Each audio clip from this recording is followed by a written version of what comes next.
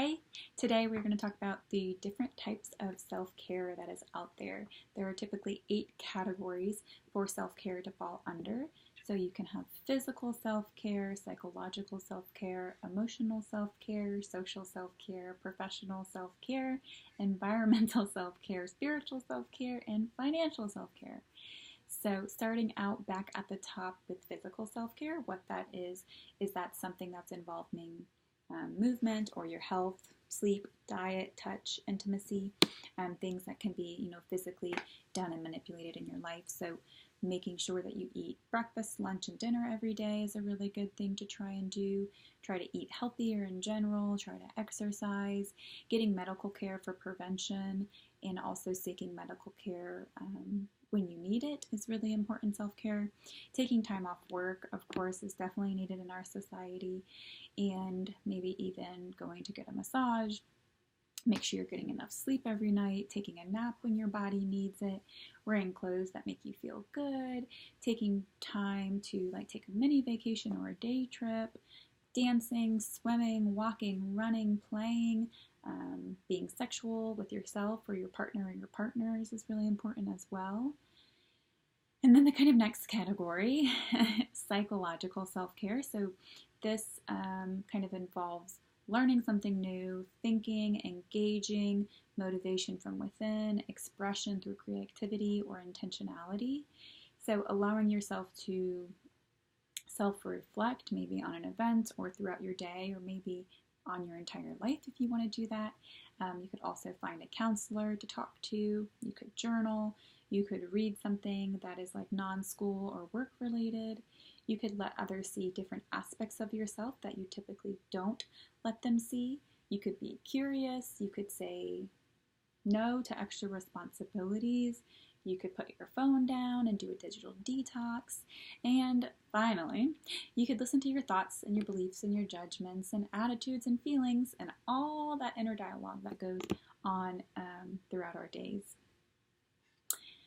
For emotional self-care, you could do lots of things, and kind of what that is something that enhances your emotional literacy, or kind of assists you in navigating your emotions, increasing maybe your empathy, or managing your stress more effectively, or developing compassion for yourself or maybe for others. So some things you could do is you could spend more time with those who you know you truly enjoy their company. You could stay in contact with people from your past maybe. You could love yourself a little bit more. You could play. You could express your outrage in social action through maybe letters or donations or volunteering, protests, marches, all of the above. You could allow yourself to cry from time to time. You could be aware of your own personal boundaries and making sure you're setting boundaries and maintaining them. And then you could also journal too and maybe focus it on gratitude.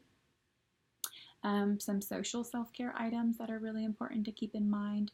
Of course, these are going to be focused on individuals that are in your life that you trust and that you can turn to when needed, and allows you to feel just really connected to other people outside of yourself. So you could go volunteer, you could go meet some new people. Maybe you could do an intramural sports league.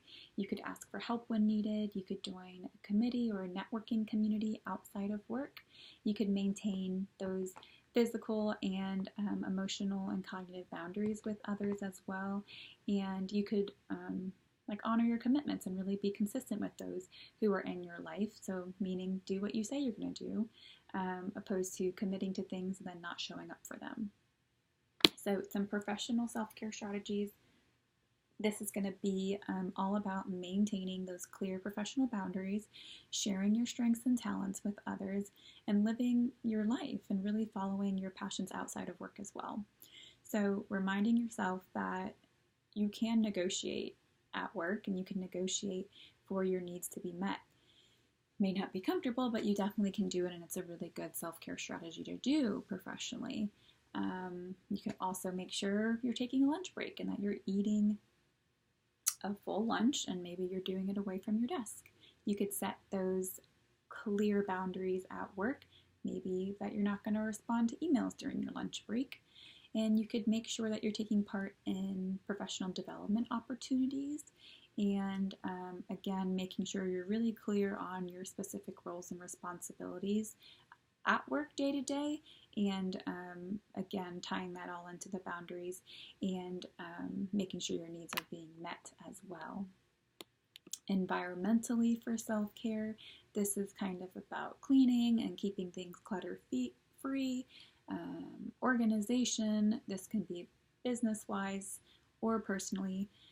So kind of making sure we're doing our laundry on a regular basis, we're doing the dishes in our sink on a regular basis, we're decluttering the house when we can, make sure we're taking care of our car if we use that for transportation, or our bike, make sure we're recycling when we can for our environment, make sure we're not littering and we're making sure all that trash ends up in a trash can, and of course monitoring our digital time and our technology time. For spiritual self-care, this is going to be your beliefs and your values that guide you and just are really important in your life. So this could be things like spending time in nature. You could find a spiritual connection or a community to be a part of. You could be aware of just all the non-material aspects that are in your life. You could try not to be an expert at times and allow someone else to be and learn something new. You could be open to not knowing things. You could make more time for reflection. You could identify what is meaningful to you.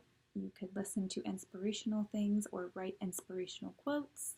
You could meditate, or maybe you could even take a retreat. And that would probably hit a bunch of your self-care strategies all at once.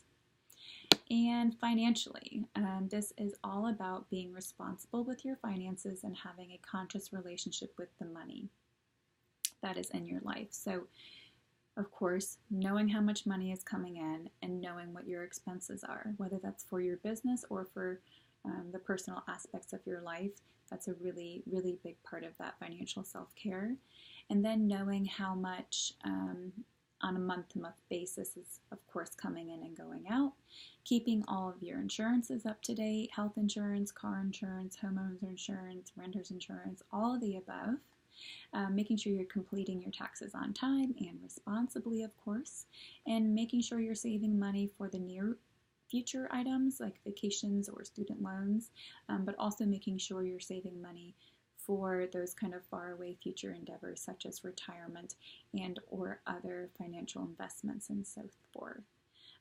But those are kind of the most common categories for self-care, and a lot of times when we think of self-care, we really just, again, think of like going to therapy and meditating and getting a massage, which sure, that's self-care, but that's just a really small part of it, and that we can have self-care in all different aspects in our life, looking in very different ways. So just wanted to give out some examples and kind of break it down for you guys so you can try to integrate all sorts of self-care strategies into your life on a day-to-day basis, because remember, self-care is not a crisis intervention. This is not something we do just when we're freaking out or we're super anxious or we're kind of in that burnout phase. This is something we need to integrate into our day-to-day life to be able to maintain and, of course, avoid those burnout and freak out moments. But you want to learn more about me or kind of see what working with me would look like in the counseling setting, check me out on Facebook or Instagram at therapybyshannon.com.